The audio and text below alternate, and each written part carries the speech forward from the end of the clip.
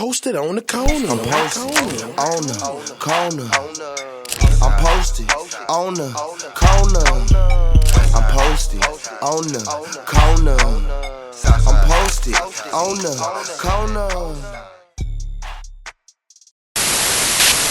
Posted on the corner with yours truly, Incognito. And DJ Mrs. DJ Mrs. What's up? We have a living legend today. Yes. And Gnarls Barkley returning isn't just about music. Mm-hmm. It isn't just about legacy. No. It isn't just about reflection. Mm-hmm. It's about beginning a new chapter. Mm-hmm. And it's all starting with ATLANTA. Okay. CeeLo Green in the studio. Woo! CeeLo. Hooray. How you feeling? I'm good, mama. How are you? Great. 18 years later. Why now? Why was it important for you to drop Atlanta with Danger Mouse right now? It's crazy because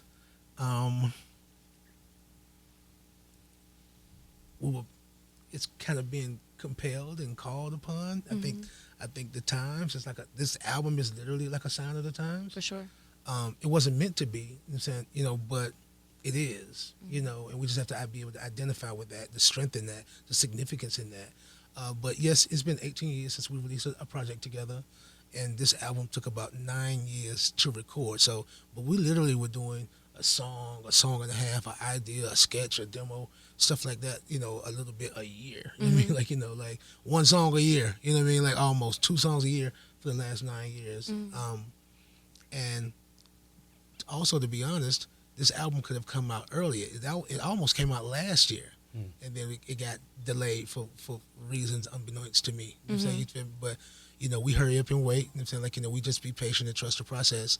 But then all of these, occurrences ensue, and it just seems like it's so strong suited for the situation that we are in now. You know what I mean? Like the global situation, you know what I mean? And so I think you should always have some music to keep you company through these dark times. Definitely. I was telling you, Turn Your Hearts Back On is one of my favorite records. Mine too. Because I feel like as a people, we do forget that we do have to go through our life every day, but don't forget that it's somebody next to you that still has a heart too. Oh, for sure. So whatever you're going through, that person next to you, that ain't too much their issue.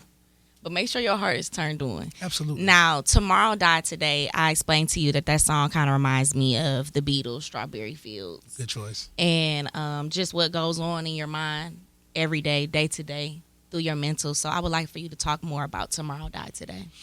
I agree. I think the Beatles are probably an innate influence. They become a part of the cultural fabric, the sonic backdrop, the music of our lives. You know what I mean? Who could deny, or who could have possibly even missed out? I'm saying, on that. I mean, so those big events, I'm saying, music wise, they were impactful to me in a real way. Because I didn't know that I was going to grow up to be an artist. But I'm a really big fan of music. So before I could actually sing, I knew I could sing along. You know what I mean? Yeah. And that was just kind of like a keen interest, you know what I mean? And it just kind of started to compound into core character, you know what I mean? And then I got to a point where I wanted to write my own thoughts down. You know what I'm saying? And so Tomorrow Died Today is I think just a figurative account of, you know what I mean, the state of the union,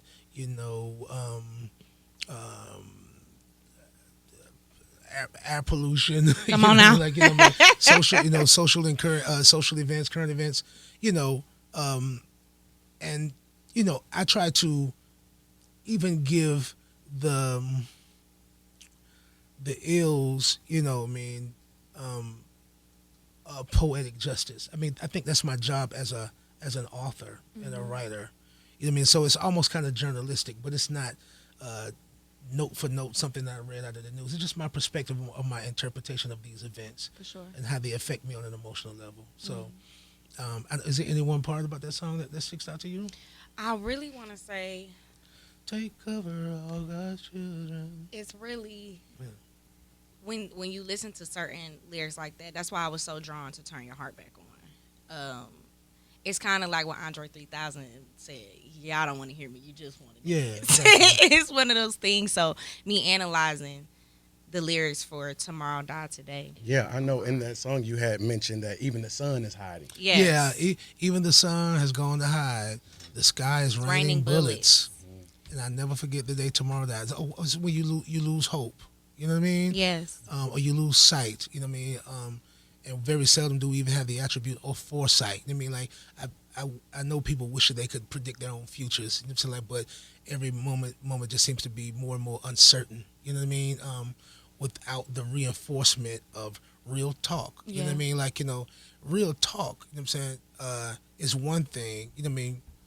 But we have to come to terms with the reality that real life, it doesn't rhyme. You know what I'm saying? And so again, it goes back to the point I made earlier about it's my job to make life at large make sense for 3 or 4 minutes at a time.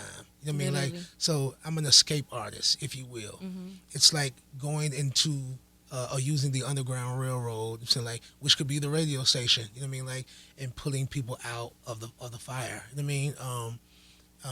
And it's like even Queen Madam Harriet Tubman once famously quoted. I mean, like, and I would have freed more slaves if only they had known that they were slaves. You know what I Yeah. mean? And so I won't allow us to be in denial or disillusioned to the point of acceptance. You know what I'm saying? We can't accept ourselves. I mean, like that. Like once you stop growing, you know what I mean? Like you die. You know what I'm saying? Like, you feel me? You literally die. And before my time, you know what I'm saying? You feel me? Like the wisdom instilled to me, I have to share it. You know what I'm saying? You feel me? Because it goes with me if I don't instill it. If you don't instill it in an offspring or an IP, you know what I'm saying? You feel me? Like, where can you place it? You know what I'm saying? Of where it can, what account can you put it in to where it can appreciate? You know what I'm saying? And grow in worth. You know what I mean? So that's important to me. In each mind, say each heart, each soul is an account. So just make a deposit. You know what I'm saying? Like, here's a little something there. You know what I'm saying? Like, like hold on to that. I mean, gathering nuts for the winter type stuff. Definitely. A dream can't come true from the bed. CeeLo on. Green is here. We're talking the Atlanta, the Gnarls Barkley album. Yes. You That's described a this heavy bar, ain't project. it? That's a heavy bar, ain't it, boy? I amnesia. Yeah. You described this project as a final chapter. When you describe that, is it more from a creative space, spiritual place, or protecting the organic creation of Gnarls Barkley? Well, again, that's one of those technical answers. It was just by the default of it being our last album on Atlantic, slash 10K, contractually. That's all it meant. You know what I mean? But, and they are in the house. If y'all want to do another album, what's up? We might could. You know what I'm saying? But I think, we worked long and hard and tirelessly, to get this album done. We're going to celebrate it, you know what I'm saying, like, and live in the moment. And every milestone achievement and the success, like that comes with the territory, we're going to go and serve that, and supply that demand, you know what I mean? And so I'm glad that I could answer back, you know what I'm saying, with this album. People are receiving it graciously, you know what I'm saying, like with open arms, and I just feel so embraced. I feel seen, I feel loved, I feel appreciated, I feel understood, you know what I mean? You feel me? Like, because I understand, you know what I mean? And it's just about relationship now. I'm saying, like, now we go together. I know that's right.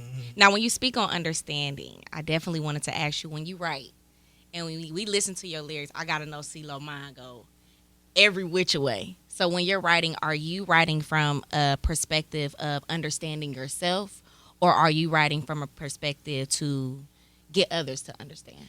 See, a lot of the times, people assume that artists have a great deal of experience, social engagement, like, but I really didn't. I mean, like, I didn't go to school. Like, I dropped out of school in the 8th grade. You know what I mean? So, like, I spent a lot of time to myself. I had imaginary friends and all that kind of stuff. You know what I mean? And I write from that isolated place, but,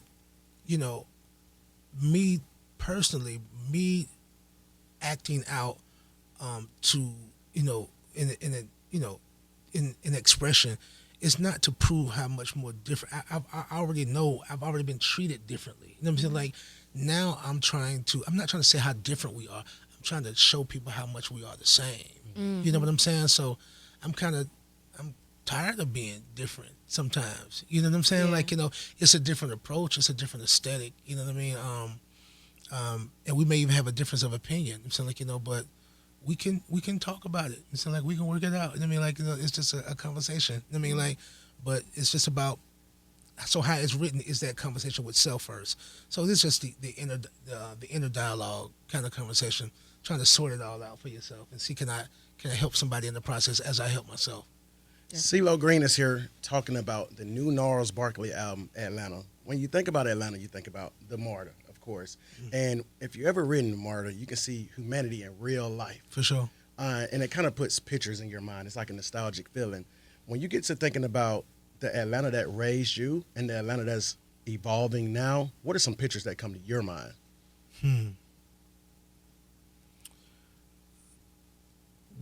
The picture that's coming up in my mind now, it's not there anymore, but in the 80s, McDaniel Glenn, those projects, there was a picture of a child, and it was like this brown kind of sepultone color, tan and brown, and it was to memorialize, the Atlanta's missing and murdered children. So that picture just came up in my heart as you asked me that. The Outcast mural comes to mind.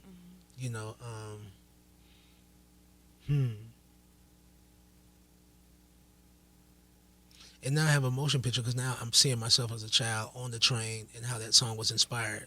I told this story in an interview, so I try to make it short. But I was going to Ralph Bunch Middle School, and I was a troubled kid, and I was getting a lot of mischief and stuff. And this principal, he didn't like me, and every Friday he would kick me out of school. So he would be standing there greeting the kids as they were coming in at 7:30, 8 o'clock in the morning. He would, on Fridays now, he'd be standing there like, "You go." And so me just being a kid, I'm not realizing what large liability it is for a child to be out in the world. But I'm just thinking, I'm free to go do whatever I want to go do. Right. So, you know what I mean? So I would just get on the train and ride the train all day. You know what I mean? All day. To at least 2 or 3 in the afternoon, and then my mother owned the store in Greenbrier, so I would get on the 66 Greenbrier. If y'all from Atlanta, you know what I'm talking about, and spend the rest of the day up there. And then I live right down the street in Village Deanna Nationals, over there by Landrum Arms of Childress, real hood, man, real South Side type stuff. You know what I'm saying? So that's what came to mind, man. But that's what it was inspired by. But yeah, I think I said it. So during the album, I did notice at the end of songs you have film rolling at the end. Yeah. So with this album, are we gonna get like a full, like all videos? Like how are you gonna do this? Keep the rollout going? Because in my mind, I'm like, okay, he's doing this like a movie. Once I hear the film rolling at the end, all the records kind of flow together like a movie. Okay. So, that's been a theme. That's kind of like the Gnarls Barkley trademark. Uh-huh. You may not have noticed, but we've done that on every album. I have not noticed every that. album goes, it's a movie. You know what I'm saying? So that's really literally what it is. You know what I mean? And that's just a way to kind of give it context. You know what I mean? Like, so it's not so completely cerebral. You know what I mean? Like, give somebody something tangible to reference and say it's trademarked, and we're just going to bring it home and make sure that it's grounded for you. You know what I mean? And accessible for you. Definitely. What about tour? Will we get this on tour?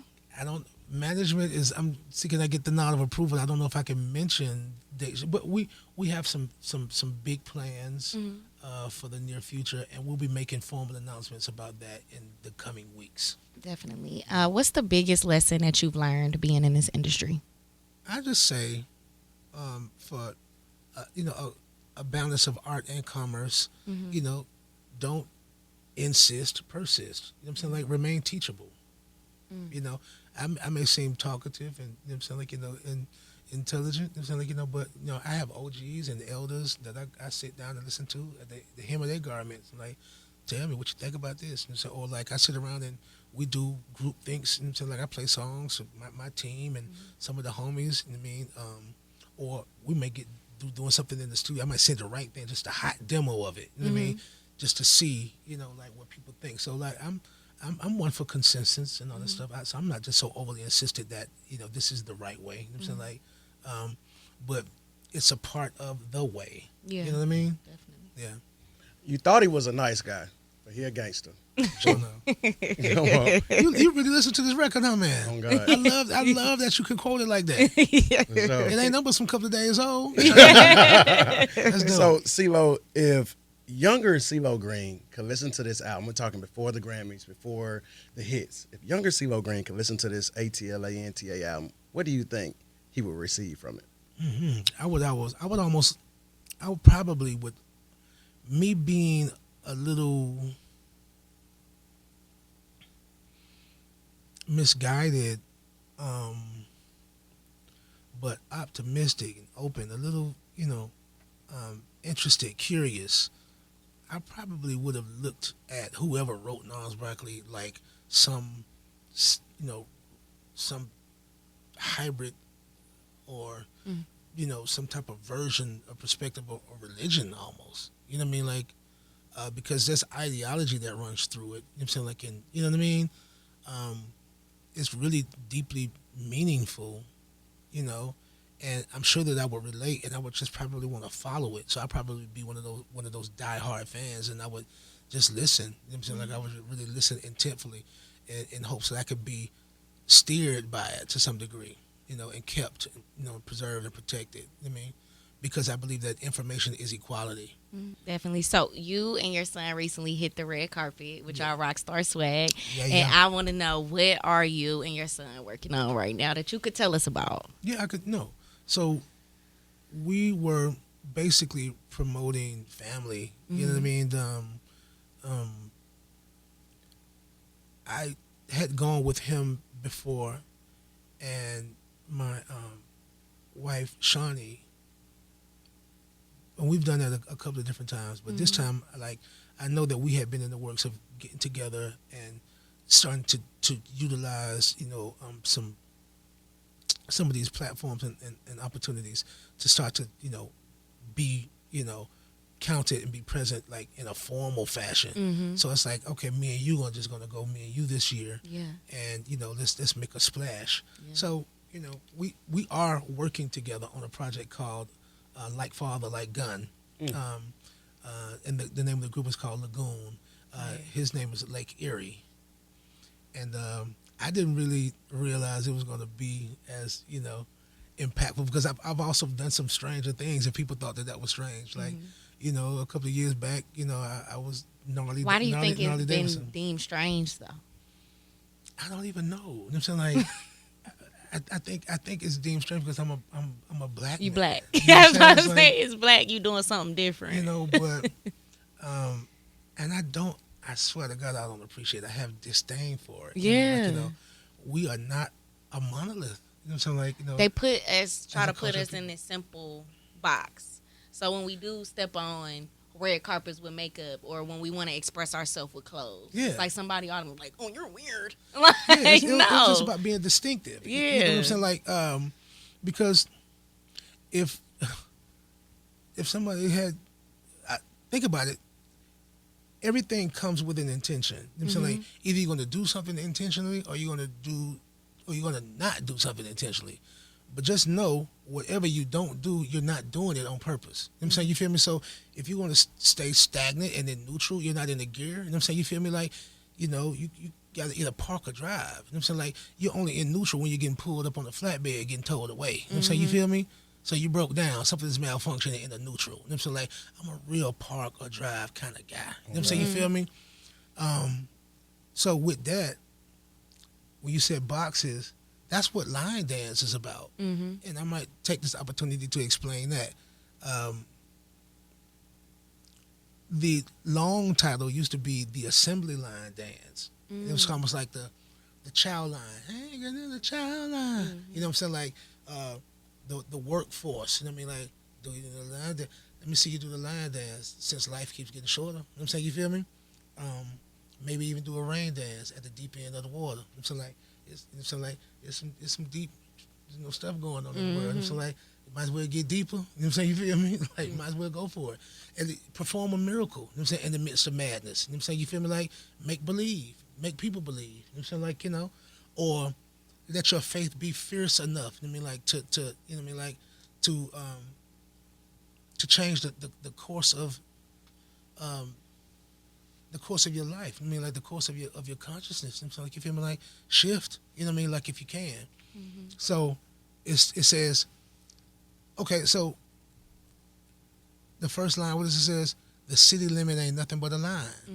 You know, as soon as you cross over, you out of town. You know, so like, and you out of bounds. You know, so you feel me? Like, and you're in another taxing district. You know, so like, now somebody, you see what I'm saying?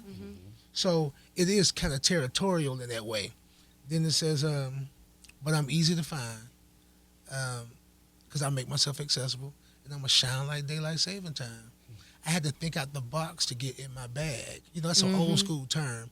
You know, like Papa's got a brand new bag, or I'm in my bag, baby. That's we used to say that in the 60s. You know what I'm saying? Like, see, you still need containment. You know, like, you feel me? Like, but you need a little bit more give than the box can give you. For sure. You feel me? So that's what I said. Let me see you line dance just like me. Oh, what's that? Let me say it first. Y'all give me a moment. I had to think out the box to get in my bag. I took a spoon and let them taste it. It almost bit my hand because it's something they never had. I know that you would if you could because it's too good, but it ain't my fault. If me and you thinking alike, somebody ain't thinking right. That's what I thought. You know what I'm saying? I know them handcuffs hurting you. If I couldn't move like I want to move, shit, I'd take it personal. A verse or two will give you the perfect view. I'm slam dunking like Spud Webb, shouted going vertical. Spud, if you understand that line, that's a miracle. Like, I mean, like, shout out to Spud Webb, man, original Atlanta Hawks. If y'all know about that, you know what I'm saying? That's something that you don't see that often. I mean, because how old was he? I mean, how tall was he? I think he was 5'3", something crazy. You know what I'm saying? You feel me? But killer. So I would like to defy odds like a Spud Webb, theoretically speaking. You know what I'm saying? You feel me? But anyway, let me see you line dance just like me. Shout it, is you happy? Yeah, I just might be. You know what I'm saying? I'm comfortable in my own skin, dressed like me. You know what I'm saying? Like, you be comfortable in yours. Yeah. But don't let no lines box you in. All you got to do is jump and then get over it. It's just a line. You know what I'm saying? Like, line of discrimination. You know what I'm saying? Like, lines of confinement, boundary lines. Color outside of them. You know what I mean? Get over it. Get over yourself, man. Stop making excuses. Bust a move. Bust a move. That might be my song of the day. Yeah. I'm pulling out to that one. I'm running that one back for sure. In closing, I want to have a reflective moment. Can you take me to the studio session of Crazy? Yeah. What was that like? It was here. I ended up buying that studio after we used it because I thought that it was an enchanted and special place. We were just going through some tracks and it came on. Doom, doom, doom, doom, doom, doom. Then he stopped it and went on to. I said, "Wait a minute, what was that?" I said, "Play that again." He said, "No, I don't really like to play that." I said, "Man, what was that?" He said, "Well, I'm kind of jaded by it because somebody tried an idea to it. You know what I'm saying? Like, I didn't really like it. It didn't work, so I don't really like to play it." I said, "Dude, now that I'm thinking about him, Danger Monster's personality, he might have been playing. He might have made up that whole story Just to get you out just so I would." That just dawned on me. I'm like, I wonder if that's what he did. Just to get you on that thing. But anyway, he said somebody rapped on it. He didn't like it. I said, "Man, play it, man." And we just put it on loop. And we had a conversation about commitment to character. You know what I'm saying? Like, to craft. I'm like, all of the people I like, you know, they was all the way down. You know what I'm saying? Like, and I can respect that. You know what I'm saying? Like, you know, whether that be musically, whether that be the street, if you gonna do that, do it to death. You know what I'm saying? You feel me? Like, that's how I feel. That's how I'm gonna give it up too. You know what I'm saying? Like, you know, so I'm thinking about, you know, like, more positively, I'm thinking about the Jim Morrisons, you know, Jimi Hendrix, Janis Joplin, you know what I mean? Like, you know, names of that likeness. And, you know, so, because we in the rock realm, so to speak, and we're making rock references. And, all right. And I was like, oh, okay, are we crazy to continue to try to do it our way? and that was the contemplation. And then, the lyric just started to take form. So that track played about 4 to 6 hours. I mean, it played so long that we left and got food and came back. It was still playing, just on loop. And we ate, sat there a little bit longer, and I just started to write. I remember when I lost my mind. Something so pleasant about that place. Even your emotions have an echo in so much space. I said, I think I got something.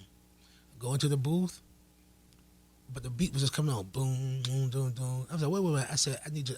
I'm missing it. Mm-hmm. I'm like, so count me in. And the engineer just said, put the boop, boop, boop, boop, boom. And we just left it like that. You know what I'm saying? That's how, I sang it one time. I didn't really think nothing of it. Did it one time, top to bottom. And I was like, okay, what else you got? You know what I'm saying? Because we were just trying to be productive. We had about 8 days to get as much down as we could. Independent and out of pocket. You know what I'm saying? Like, we were just fans of each other. You know what I'm saying? Like, no preconceived notion of what it could become. You know what I mean? Like, or any of that. And I'm glad because it doesn't have the presumption about it. It doesn't have the air, the arrogance. You know what I'm saying? You feel me? Like, any of that. It's just pure. And I like that. You know what I'm saying? I like that. I like to get out the mud like that. Definitely. Yeah. I'm definitely crazy. Man, when somebody don't understand you, it's cool. You just might be a genius. Holla. Birthday Bash 30 is coming up. We have the Rico Wade Game Changer Award. Yes. You've always hit that Birthday Bash stage. We're presenting the Rico Wade Award to Goodie Mob. Mm-hmm. When you hear about that award and Birthday Bash, what comes to mind? Honor, nobility,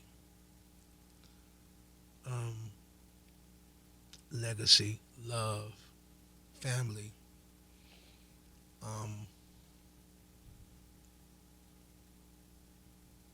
sorrow, but appreciation, because he's not here. And Rico Wade is my beloved. He's like he's a young man, but he was like a father to me when I didn't have one.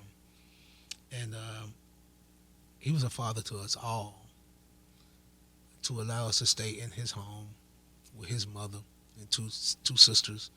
He didn't know me. I don't know what possessed him to do that. It's miraculous.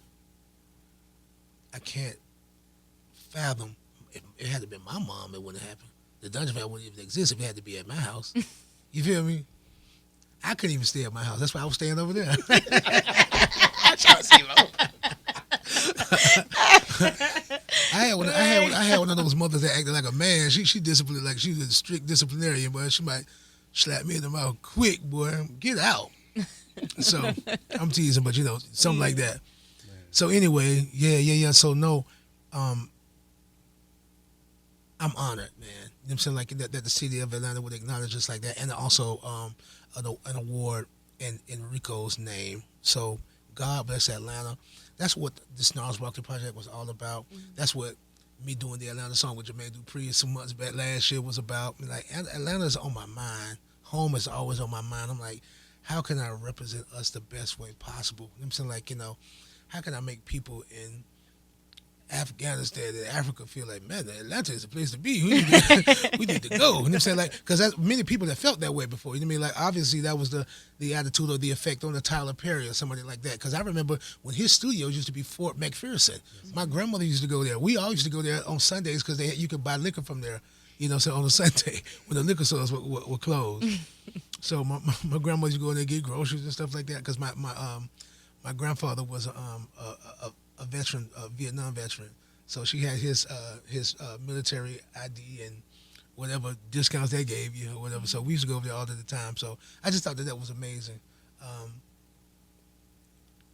Even his first one, he used to be in the old Delta facility right on the street I lived on. You know what I'm saying? Like where we shot the video for Cell Therapy, my part for it, Greenbrier Parkway, right by the mall. You know what I'm saying? Like, I'm like, wow, man, how could something so large and promising, like an expansive, be right in my neighborhood? So Atlanta is a special place, and I wanted once and for all for the city of Atlanta to be able to claim Gnarls Barkley as its own, because it's separate but associated. Like, people don't know that Danger Mouse is from Atlanta. Mm-hmm. Obviously I'm from Atlanta too, but some people, their range of, or you know what I'm saying, like of listening, it doesn't, deviate, the way that mine does. I mean, like their listening palette isn't as broad. They might just listen to this rap and that's it.